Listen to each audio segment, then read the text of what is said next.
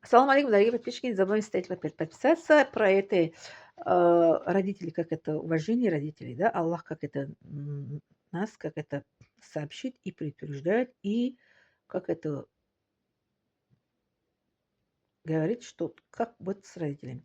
Вот это аят, это сура Лукман, аят 14 говорит, что мы это извещали, да, извещали человека, что к родителям.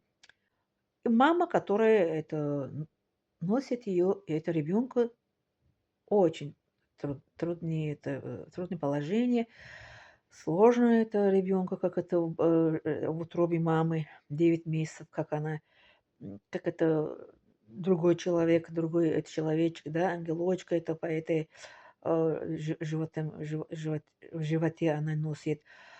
Вот, она это как это думает, как это ребенок растет, и думает, что какой ребенок появился на свет, и что здоровый ребенок, что появился это на свете.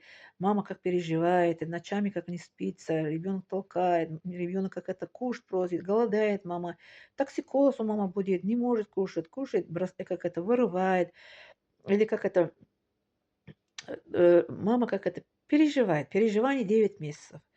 А еще после этого рождения ребенка, еще 2 года она будет кормить ребенка, еще 2 года она будет как это переживать за ребенка. Поэтому Аллах, как это говорит, мы извещали, завещали, то есть не извещали, завещали, да? Извините, это слово неправильно сказала.